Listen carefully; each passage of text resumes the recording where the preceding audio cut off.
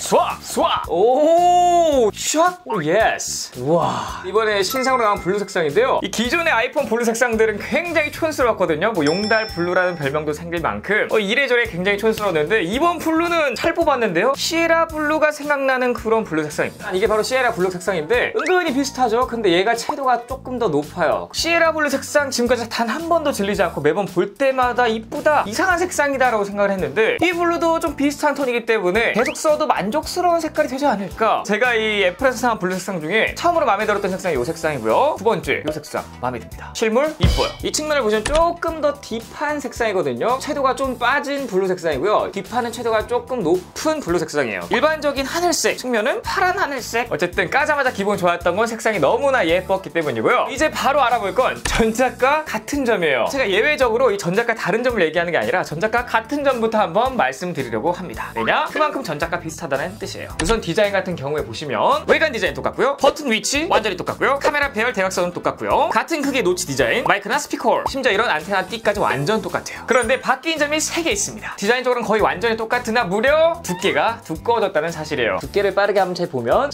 7.73 정도 나오거든요. 전작보다 두께가 0.15mm 늘어났어요. 다음 바뀐 점은 카톡티가 더 심해졌다는 건데 보시는 이게 일반 모델의 카톡티입니다. 아래쪽은 13%의 카톡티고요. 위쪽은 14의 카톡티예요. 14%의 카톡티가 어마무시했었는데 14랑 비교해보니까 뭐야? 이 정도면 거의 차이가 없는데? 이렇게 카톡티를 비교해보시면 그렇게 큰 차이가 없다는 걸 확인하실 수가 있을 거예요. 물론 14%의 카톡티와 비교해보면 아직도 선녀 수준이긴 합니다. 참 그리고 무게도 1g 더 늘어났어요. 이 정도면 디자인은 더 안 좋아진 거 아닌가요? 자, 그리고 칩셋도 전작과 똑같은데요. 전작과 같은 A15 바이오닉 칩셋이 들어갔고요. 단 GPU 코어가 1개 증가해서 아이폰 13보단 좋지만 아이폰 13 프로와는 완전히 똑같습니다. 자, 그래서 제가 긱벤치 5를 한번 돌려봤는데 싱글 코어는 거의 비슷하고 멀티 코어는 조금 떨어지네요. 몇 번 더 테스트를 해봤는데 점수가 계속 비슷하게 나오긴 해요. 조금 더 테스트 해봐야 되긴 하겠으나 어쨌든 완전히 똑같은 칩셋이 들어갔기 때문에 기본적으로 점수는 같아야 되긴 하거든요. 요거는 제가 다음에 한번 더 확인해 보도록 하겠습니다. 그런데 A14 프로 맥스 같은 경우에는 짜자 성능이 엄청나게 올라갔죠. 이렇게 비교해 보시면 더 큰 차이를 느끼실 수가 있습니다. 자, 어쨌든 AP 같은 경우에는 아이폰 13 프로와 완전히 똑같고요. 그런데 이제 이 소식은 아이폰 13보다 아이폰 14가 더 좋아진 점이 기본 램이 2GB 더 올라가서 이제 6GB라는 사실이에요.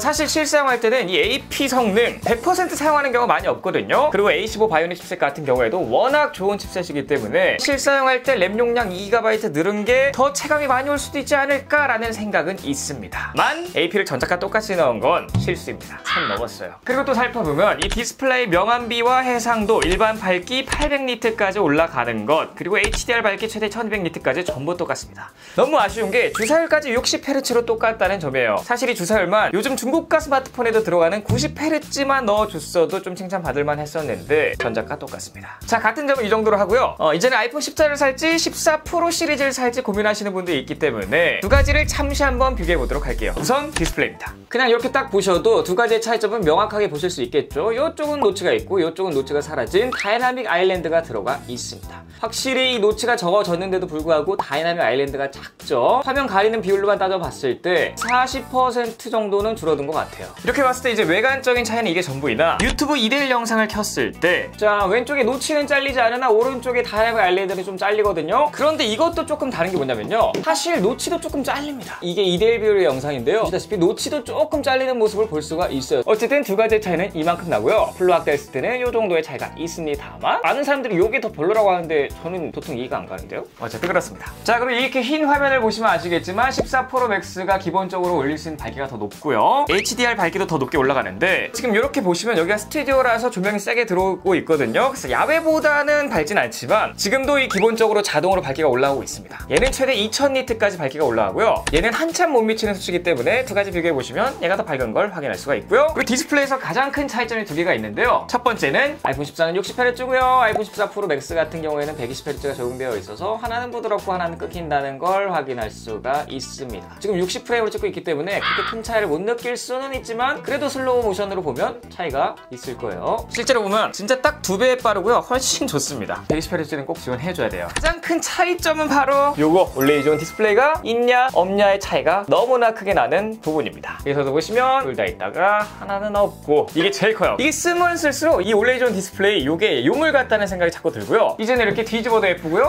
화면을 앞으로 놔도 올레이존 디스플레이가 켜져 있기 때문에 요것보다 훨씬 더 이쁜 거로 확인할 수가 있죠. 이게는 뭐 무슨 폰인지도 모르겠는데 여기 딱 보면 이제 와 아이폰이구나, 그것도 신상이구나, 이렇게 알 수 있어서 너무나 좋습니다. 자, 다음으로는 카메라인데요. 전작과 똑같이 메인 카메라, 초광각 카메라 전부 1200만 원 쓰고요. 다행인 건 이 메인 카메라의 조리개가 기존 f1.6에서 f1.5로 소폭 증가했다는 사실과 포토닉 엔진이 들어갔다는 사실, 그리고 이제 시네마틱 모드를 4K HDR로 촬영할 수 있다는 사실이 있습니다. 나머지가 또 있나 생각해봤더니 액션 모드가 있네요. 비디오를 들어가 보면은 아이폰 14 같은 경우는 왼쪽 상단에 이 사람 모양의 아이콘이 있지만 오른쪽 아이폰 13 시리즈는 없는 걸 보실 수가 있죠. 자, 그래서 왼쪽은 아이폰 13 프로의 동영상, 오른쪽은 아이폰 14의 액션 모드 영상인데요. 두 가지 흔들림 차이를 보시면 좋을 것 같습니다. 화면 크기는 딱 맞게 세팅을 해놨고요. 이게 보시면 액션 모드는 흔들림을 진짜 기가 막히게 잡아주는 걸 볼 수가 있는데, 한 가지 단점은 이게 초광각을 크롭해서 찍는 영상이기 때문에 화질이 막 그렇게 좋지 않고요. 밝은 환경에서 촬영해야 그나마 이렇게 좀 괜찮지만 조금이라도 광량이 부족한 이런 곳에서 촬영하면 노이즈가 엄청나게 끼는 걸 보실 수가 있습니다.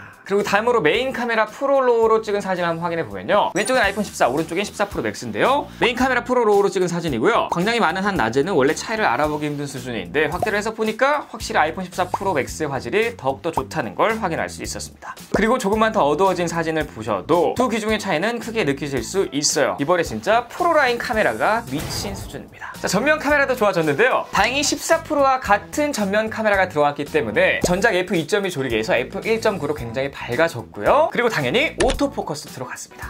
자, 그래서 이렇게 셀카를 보시면 뒤에 잡았다가 앞에 초점이 잘 잡혀 있죠. 뒤에 잡혔다가 앞에 잡혔다가 굉장히 초점을 잘 잡는 걸 확인할 수가 있는데, 이 아이폰 13 프로 같은 경우에는 이렇게 있으면 초점이 아예 안 잡히고 다 뭉개지는 모습을 볼 수가 있죠. 계속 뒤에만 초점이 가 있어요. 이게 오토포커스가 있냐 없냐의 차이를 정확히 보여주는 겁니다. 그래서 두 가지를 동시에 제가 비교해드리고 있는데, 왼쪽은 14, 오른쪽은 13 프로인데 왼쪽은 잘 잡지만 오른쪽은 계속 초점을 못 잡는 걸 확인할 수가 있어요.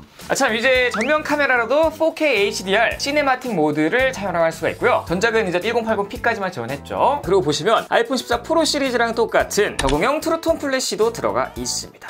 생각보다 아이폰 14 프로 시리즈랑 비슷한 게 좀 많은데요. 이제 전작과의 차이점을 말씀드리도록 할게요. 설명 안 드린 부분들이 조금 있어서 한번 정리해 드리는 거고요. 일단 충돌 감지 기능이 들어갔어요. 하이 다이나믹 레인지 자이로 센서와 고중력 가속도계가 이제 작동하는 거고요. 추가로 정밀 이중 주파수 GPS가 들어갔으며 긴급 위성 통신이 들어갔습니다. 하지만 이건 미국과 캐나다만 출시했고 추후에 한국이 출시될지는 미지수나 출시가 안 될 것 같아요. 그리고 블루투스 5.3과 와이파이 6가 들어가 있는데 와이파이 6E는 당연히 탑재되지 않았습니다. 그리고 많이들 모르시는데 배터리가 전작보다 꽤나 증가했거든요. 동영상 재생 시간은 전작 대비 1시간 증가, 오디오 재생 시간은 전작보다 무려 5시간이나 증가됐습니다. 그래서 실사용 시에 배터리 차이가 한 5에서 10% 정도 있을 거라고 예상이 되고요. 그거는 나중에 한번 테스트를 해볼게요. 자, 오늘 이렇게 어제 아이폰 14 프로 맥스 리뷰에 이어서 오늘 아이폰 14 리뷰를 한번 해봤는데요. 이렇게 실제로 만져보기 전에 전작과 완전 똑같지 않나라고 생각했지만 써보니까 확실히 업그레이드된 제품은 맞다고 생각이 듭니다. 기본적으로 이 블루 색상이 너무나 마음에 들고 너무나 예쁘고요. 은근히 향상된 전후면 카메라와 소소하게 증가된 스펙들 좋습니다. 근데요, 만약 여러분들 기변을 고민 중이신데 아이폰 14를 사려고 생각 중이시라면 한치의 망설임도 없이 아이폰 13 프로를 사시는 걸 추천드리도록 하겠습니다. 왜냐고요? 120Hz 프로모션 디스플레이도 들어가 있고요. 밝기도 200니트나 더 높고요. 카메라 스펙도 훨씬 좋은데 3배 마감 카메라도 추가로 있고 접사 기능도 되기 때문이에요. 보시는 것처럼 측면 마감 자체가 훨씬 고급지고 동영상 재생 기준 배터리도 2시간도 오래 가며 기기 자체도 0.15mm 더 얇습니다. 한 가지 단점은 무게가 29g이나 더 나간다는 사실이에요. 어쨌든 오늘 영상 여기까지고요. 정상이 주로형 도움 되실 거예요. 이렇게 따라 생각하신다면 여기를 잘 보시죠. 이것도 지금 바로 구독, 댓글, 버튼 누르면 좋아요, 댓글, 알림 설정까지 부탁드립니다. 꼭이요!